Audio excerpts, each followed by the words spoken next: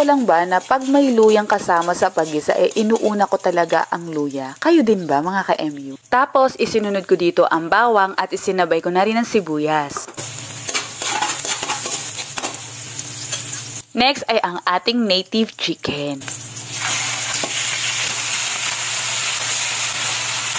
Ang hirap makahanap ng native chicken dito sa Manila kaya napaka-blessed namin na nabibigyan kami ng aming mga tiyahin at tiyuhin mula sa Pampanga. Maraming salamat po! Lagyan muna natin ito ng patis para manuot na ang lasa.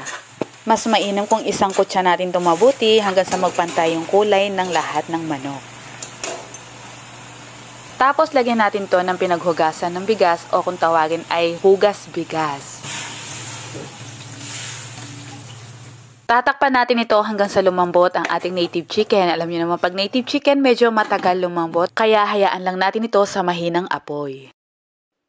At dahil malambot naman na ito, magkikreate tayo ng maliit na espasyo dito sa gitna para dito ilagay yung lahat ng mga bunga ng sampalok. Kaya natin nilagay ito sa bandang gitna para hindi siya kalat-kalat, para pag kukunin na natin mamaya ay hindi tayo mahirapan. Tapos hayaan natin itong kumulo at palambutin ang bunga ng sampalok. Makalipas ang ilang minuto, ayan makikita natin lumambot na at pumutok-putok na itong mga sampalok. Hahanguin natin ito at iset aside for later. At syempre dahil kumunti na yung sabaw natin dito ay nagdagdag ako dito ng tubig. At itong bunga ng sampalok ay imamash lang natin hanggang sa lumabas ang pinakakatas nito. Ito namang hilaw na saging na saba ay isasahog din natin. Pwede nyong balatan, pwede rin namang hindi. Basta hugasan lang mabuti ang balat nito. Ako kinaskasan ko din ito ng asin. Sa ating kumukulong sabaw ay ilagay na natin dito ang saging. I suggest na hilaw na saging na saba ang gamitin nyo talaga yung kulay green kasi pag medyo madilaw na siya ay manamis-namis. Naglagay din tayo dito ng siling green. At tatakpan natin to sa loob ng 2 minuto. At ayan na nga, isunod nating ilagay dito ang puso ng saging. Ang pusong saging na to ay inirequest ng aking mister na lagyan ko daw nito dahil hindi nga siya kumakain ng rice. So ito ang magpapabusog sa kanya.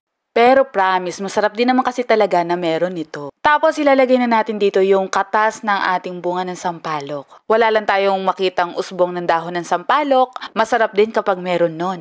At saka na natin timplahan ito ng patis o kaya asin. At panghuli ay ilagay natin ang talbos ng kamote. Maaari kayong gumamit ng kangkong, dahon ng sili o kung ano man, pechay pwede rin. Tapos i-off ng stove, tsaka natin takpan ito for 1 minute para lang maluto ang ating dahon. Alam ko marami na sa atin na